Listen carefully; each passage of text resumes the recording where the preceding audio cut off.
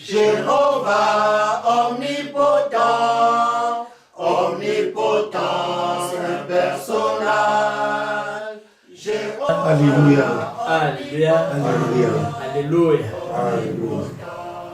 Nous remercions le Dieu vivant, notre prophète, pasteur fondateur de l'église du Christianisme céleste, Papa Samuel Léo Joseph Ochofa,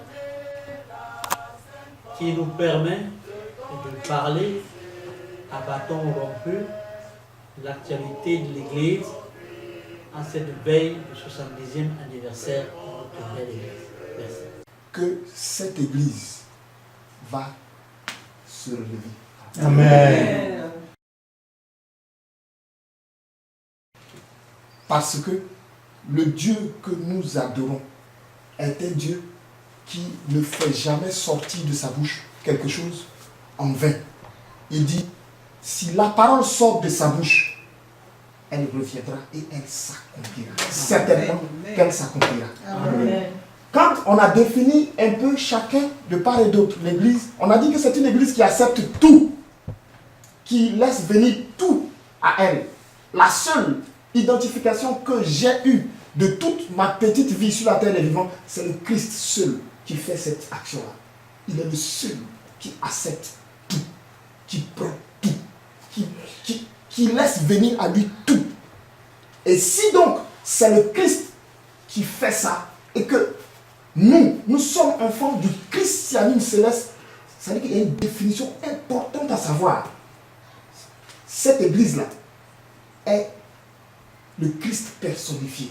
Alléluia. Amen.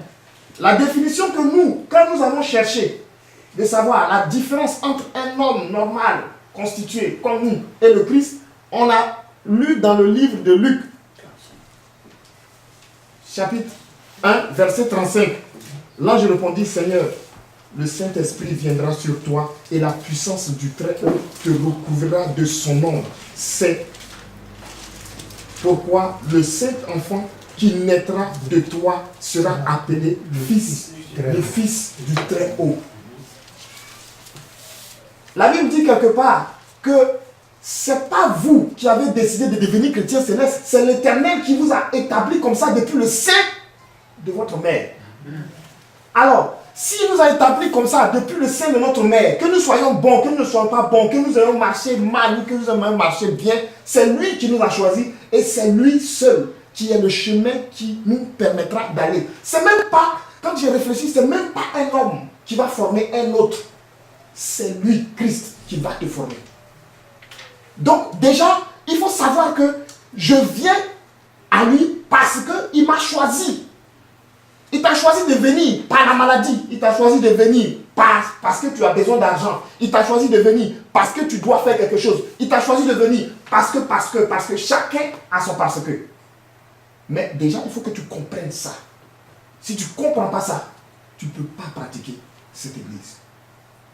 Deuxième chose, quand il nous fait venir, il dit que l'Esprit de Dieu se mouvait. Mais avant que l'Esprit de Dieu ne puisse travailler, il faut qu'il ait un corps. Charnellement, il faut qu'il soit physique. Avant de travailler spirituellement, il faut qu'il passe par ce corps physique. Donc, il vient à nous. Il nous a choisis. Il nous a mis dans le sein de notre mère. Il vient sur nous et il nous attire maintenant avec un problème. Tu as un problème d'argent, tu viens. Tu es devenu fou, tu viens. Quand tu viens, que tu guéris, il faut que tu te détaches de cette partie physique-là. Le Christ meurt sur la croix pour détacher le physique du spirituel. Le glorieux doit venir. Et tant que le glorieux n'est pas venu, tu ne peux pas comprendre l'église du christianisme céleste. Là, tu vas rester dans les cérémonies. Parce que tu es dans le physique. Alors, 70 années arrivent. On va passer notre temps à accuser les dévanciers, les visionnaires. Non. C'est le Christ seul qui accepte l'ivraie et la bonne herbe. C'est lui seul qui sait et qui saura en son temps comment il faut départager l'ivraie et la bonne herbe. Ce n'est pas à nous. Chacun de nous a sa vocation à faire vis-à-vis de ce Christ-là. Tu te regardes dans le miroir et puis tu te dis, ici c'est pas bon. Qui a fait c'est pas bon? C'est toi. C'est à toi de rectifier. Alors que de passer le temps à lapider l'autre. Aujourd'hui, nous avons eu la grâce de savoir ce que c'est que la vérité. Mais on n'est pas arrivé, on ne fait que commencer. Chacun doit se départir de sa partie charnelle.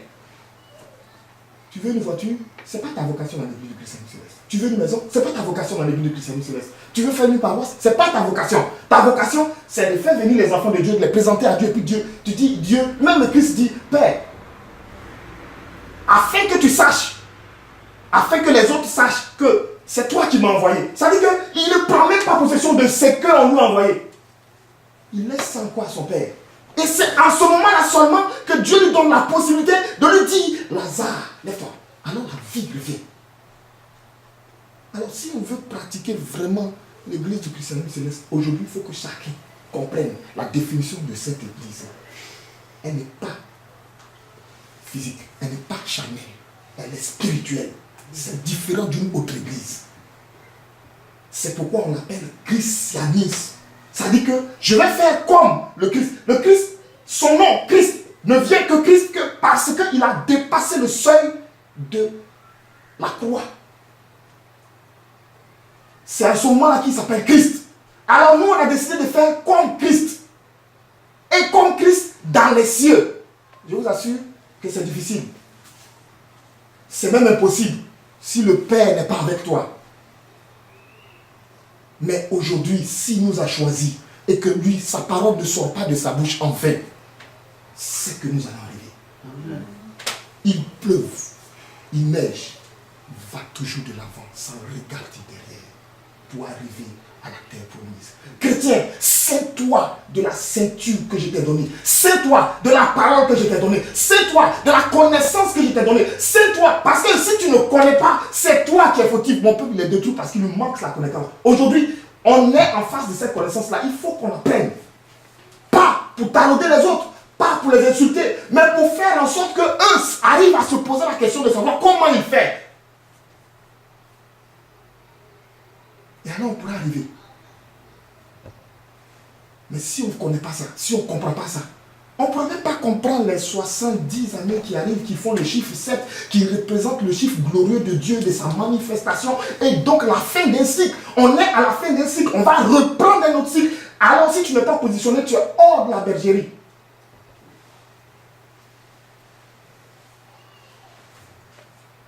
Voulons-nous être enfants de Dieu ou on veut s'amuser? Ça m'a fait mal quand on dit c'est les visionnaires, ils révèlent des choses. Mais il ne sait même pas, il ne comprend même pas ce qui lui arrive. Combien de fois on nous a mis le parfum dans les yeux alors qu'il fallait juste se purifier dans le cœur? S'il fallait purifier les yeux qui sont physiques, il y a longtemps qu'on aurait vu.